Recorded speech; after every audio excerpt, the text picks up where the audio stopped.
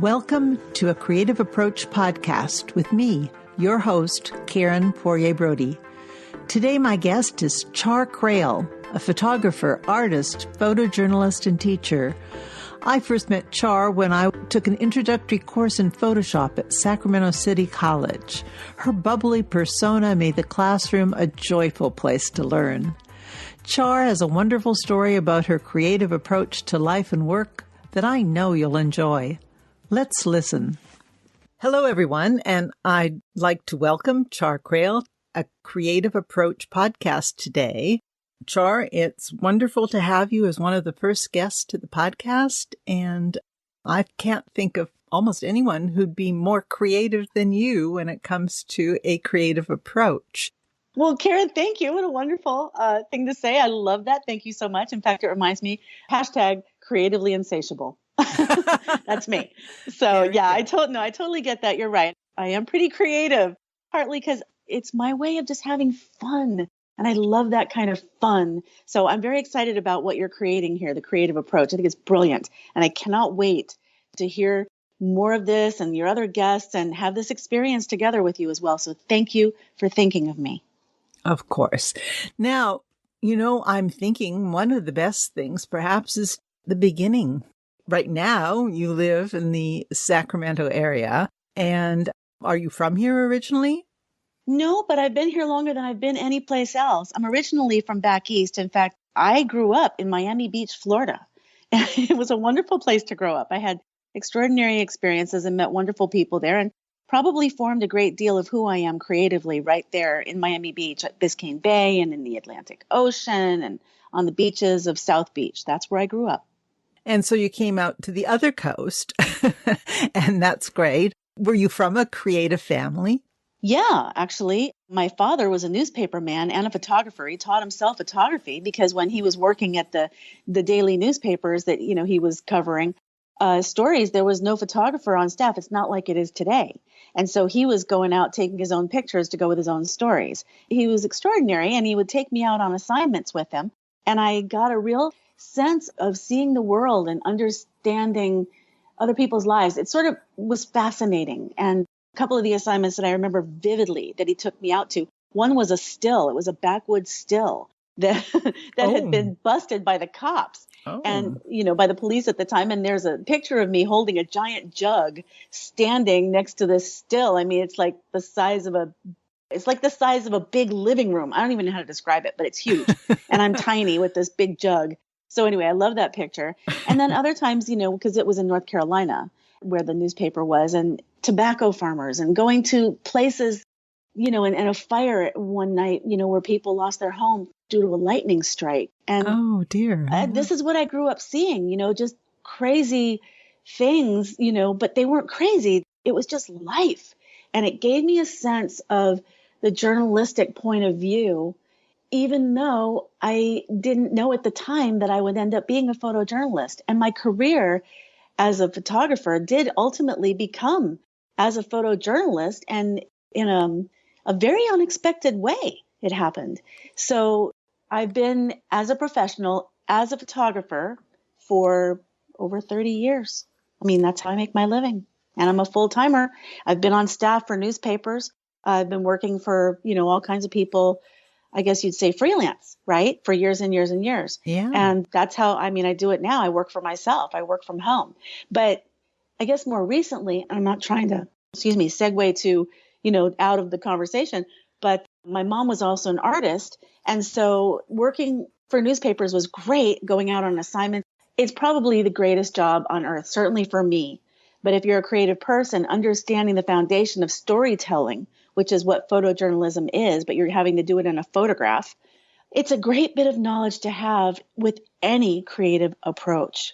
And ultimately, I did start adding my artistic skills because I did love to do drawing and painting and batik and all kinds of things to my actual art using my photographs as canvas. So I became a hybrid for a while. And now with digital imaging happening and my love, we're not just talking about my love of my iPhone and what's possible with apps. I've actually begun teaching people how to do digital imaging with their photographs as a canvas or using apps. I know that's a mouthful, It is. And there's some things you've said that have intrigued me. First of all, unexpected way that you found yourself into doing what you're doing, and also a little curiosity about the kind of artist your mother was. She was a painter. Ah. And she used oils, and later on she used acrylics, and her work was beautiful. I mean, absolutely beautiful, but she never really showed anybody, you know? And it's interesting when I think back about my parents and who I am. It's all, we're all sort of parcel of our parents, genetically the truth, Yes. as well as observation.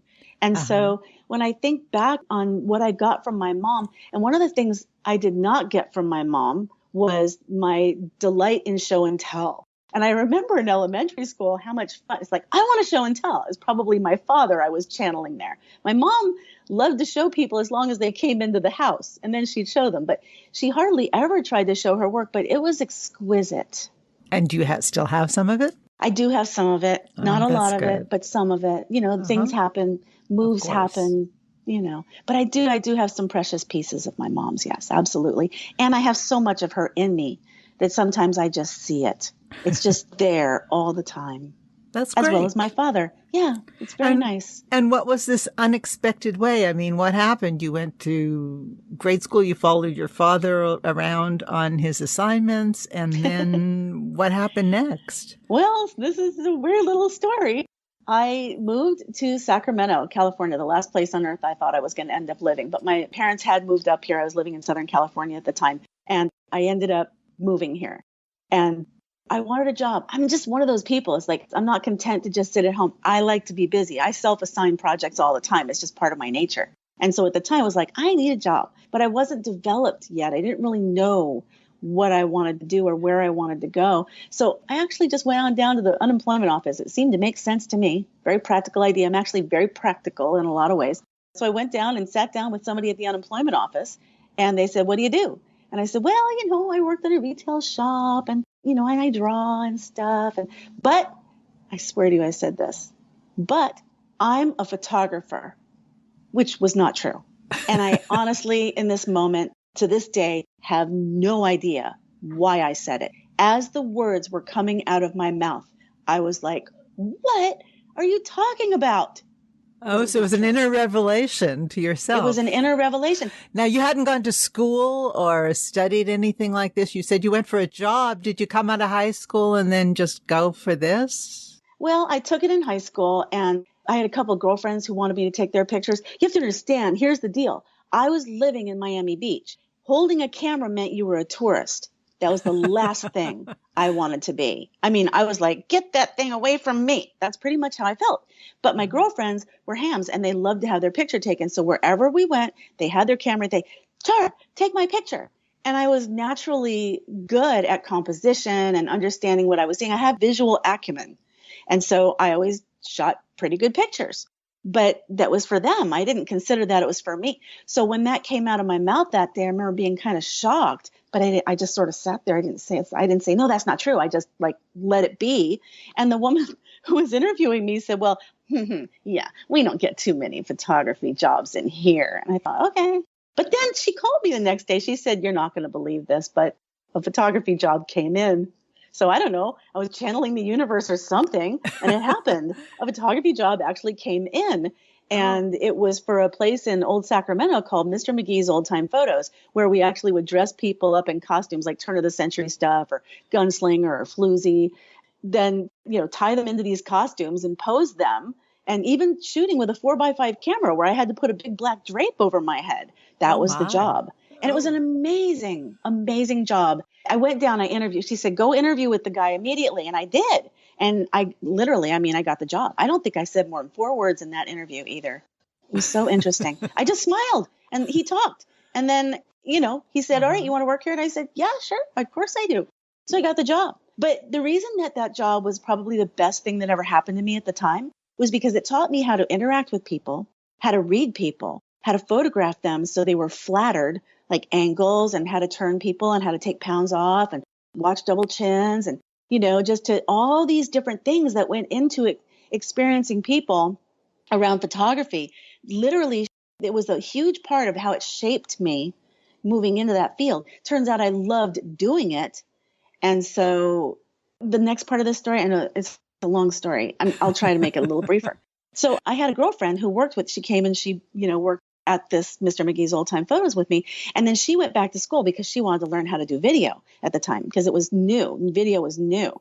And so she asked me to come and be the talent in her video project, the final for her class. But I was standing in the hallway waiting for my time to go on. And I heard people, they were at least 50 feet away from me. They were down the hall. They probably never even knew I was there. And I heard them talking about, you go to Sacramento City College and you take Gene Stevens' class and you get to be on, an internship at Channel something. And I don't know why, but for some reason that sounded like a good idea. So I talked my parents into giving me enough money per month to live on, and I quit my job. And I paid my rent 6 months in advance. It was very cheap at the time. And I enrolled in Sacramento City College to take Gene Stevens' class and become a journalist for TV. But it's not what happened because I went to get the style book. She said, "Do you write?" And I said, "No." She said, "Do you take pictures?" I said, "Kind of." And she signed me up onto the school newspaper staff. And that was it. That was interesting. Wow. What an interesting opportunity. They sort of fell in your path, didn't they? Well, it's following instinct. It was like an instinct that I didn't question. I just went with it, which absolutely is part of what creativity is. The creative approach is personal instinct and then allowing yourself to follow the path. I think that's very true. I think that's a very good insight into what creativity can be. And after you got this job at the newspaper, your student newspaper, and went to classes, because I guess that was the first time you formally studied photography? Oh, yes. I was learning on the job. The guys on the photo staff, oh my gosh, they were so wonderful. Some of them are still some of my best friends to this very day.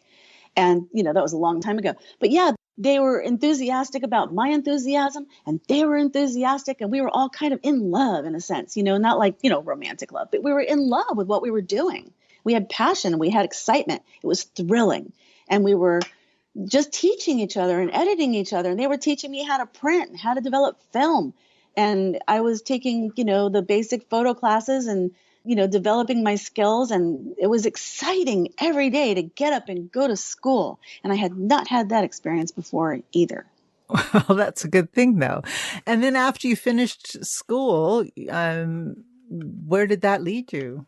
Well, actually, what happened was there was a local newspaper in the south of here, actually the Elk Grove Citizen, who had a situation with their photographer who said, you owe me so much overtime, I'm going to take 6 weeks off. And they said, "Oh, no, we need a photographer." So they called the advisor at my school and said, "We need somebody and we need him now." And she said, "You need Charr." And they said, "Okay." So they hired me sight unseen. They had no idea who I was. They didn't know what my work looked like. They didn't even know if I could do the job, except that Dr. Gene Stevens said I could.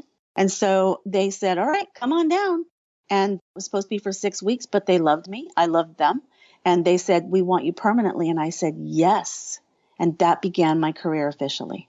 Well, that was another opportunity that just came your way and you took it. So that's, I think, important, is always being open to possibilities and saying yes. That's one of my theories about creativity.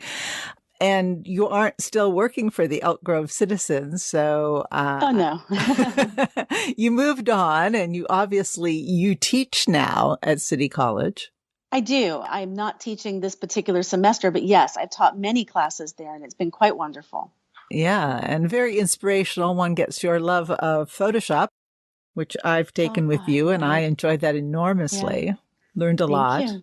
And you do a lot of creative things around here. I understand you are the photographer for the Music Circus? Yes, I am. I'm the company photographer for Music Circus, which is part of California Musical Theater. Right here in Sacramento.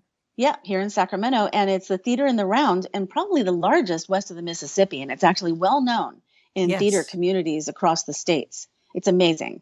And I've been a company photographer there for 13 years now.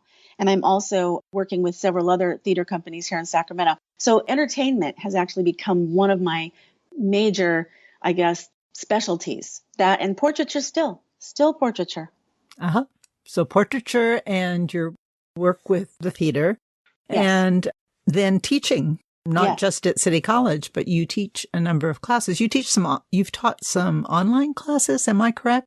Yes, I love teaching online. It's really kind of amazing because you can be at your own computer. You could be across the world at your own computer, and I could be at mine, and we could be having a conversation just like you and I are now, but screen sharing. So I could teach you Photoshop or any one of the creative things that I do, including iPad. I love making art on my iPad.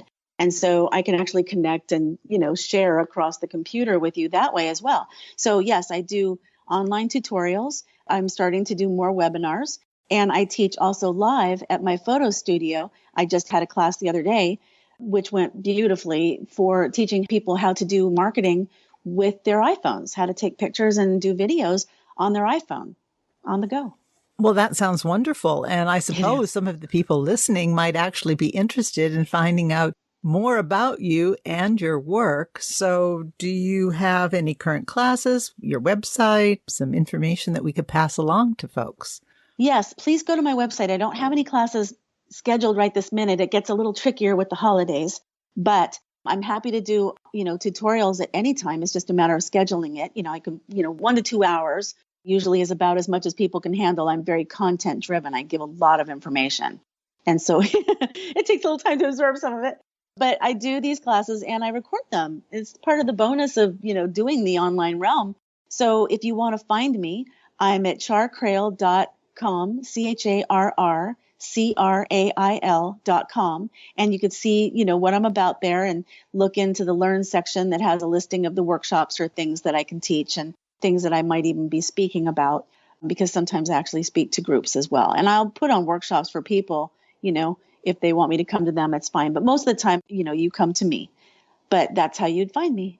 Well, that's great. And then I think maybe just talking a little bit, obviously on your site are a number of examples of your work, but maybe we could spend just a couple of minutes talking about your work, because you do some very imaginative things as well as just taking fantastic photographs. Thank you. Period. I love all the work, all the posters from the music circus and the advertising related to those use your photos, correct? Yes. The posters, actually, I used to do those posters for every single show. I think I have about 60 something of them. Yeah. And I don't actually do those posters anymore, but I have to admit that that's one of the things that I love to do. I've always been interested in advertising and marketing. It's not like I wouldn't say I'm in that field at all, but I just love the idea of ideas and storytelling and graphic design and layout. Believe it or not, yes, I take a picture and I do lots of different things with it. I have great imagination and I love to have fun and I like to combine elements, combine images and textures, and my photographs are literally canvas for otherworldly imaging. And when you go to my website, you'll see that. But also the posters were based on my love of graphic design and layout and Photoshop. And people, they think, well, you got to do InDesign or you have to do Illustrator in order to do layouts. You don't. Photoshop has tremendous graphic design possibilities. And I mean, it's boom, boom, I love it. And it's easy for me. And I can show people how easy it can be for them as well. It's one of my other great passions. Look, I'm creatively insatiable. Like I said, hashtag creatively insatiable. So and a fabulous teacher. Oh my gosh. I know some of the combining. It was just exciting to take classes with you to see how you do put things together, and that I could do some of that too. Oh, absolutely. And you have such a great imagination, Karen. I was so impressed with you as a student as well, because you have so much great enthusiasm too. It's wonderful.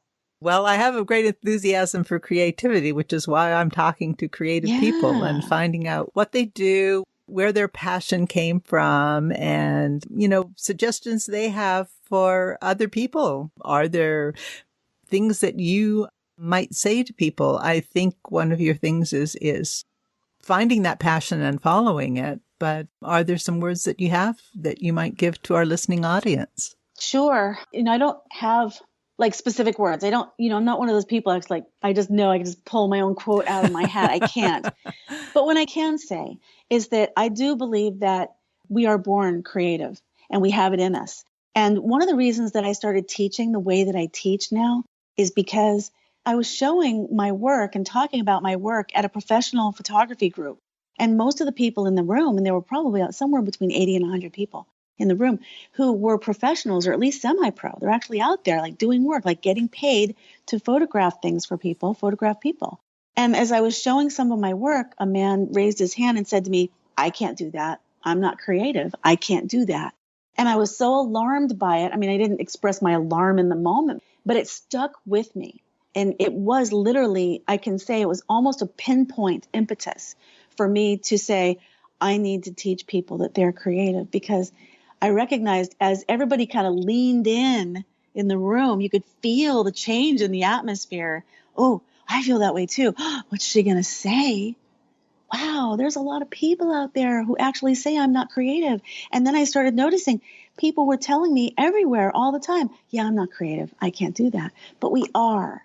We just think to some degree that creativity means that you can use a pencil to draw a picture, or you can make a painting, or you can do jewelry making, or, you know, they think of it in that realm of art, in that, you know, the kind of hands-on art using materials, or even they think about it as possibly as music, creating melody. But the fact is that we create every day. We create when we make a recipe that tastes delicious, and we create when we pound nails into wood and make a doghouse, and we create when we create ourselves in the morning just by the clothes that we choose to put on, and how we dress ourselves, and how we, and, you know, for women, how we put makeup, or the choices that we make, men and women, every day. We are creating something for the world. What we do, or how we are seen, how we are showing people who we are, even with our language, it is all fundamentally creativity, and we were born to it. It's just that we don't always translate the word creativity to the truth. And the truth is that we are all creative. So, I agree enormously, because I don't think we would have become humans if we didn't have, I mean, I think that's one of the essential core things about humanity and Homo sapiens, is that we are a creative. Yeah. And we have hands, and we have, I mean, even Neanderthals were creative, but innovation. Exactly. Right. It's like mother of invention. Yeah. Necessity, the mother of invention. It's like we had to troubleshoot. We had to figure stuff out. That is creativity. Like you said, the Neanderthals at its most base right there. Right. So how could we say we're not? Because we are. We are. And it's wonderful having people like you who are passionate about their art and about their photography, and who are willing to teach people some of the skills they need to express some of that creativity. We appreciate that so much. Thank you. It's been a lot of fun talking to you today, and I appreciate your insights into creativity.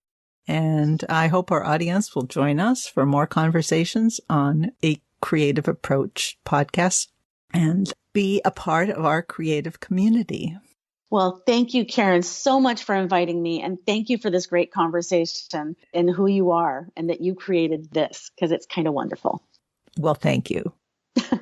Well, have a wonderful day, everyone. Thank you, listeners, for being with us at the podcast today.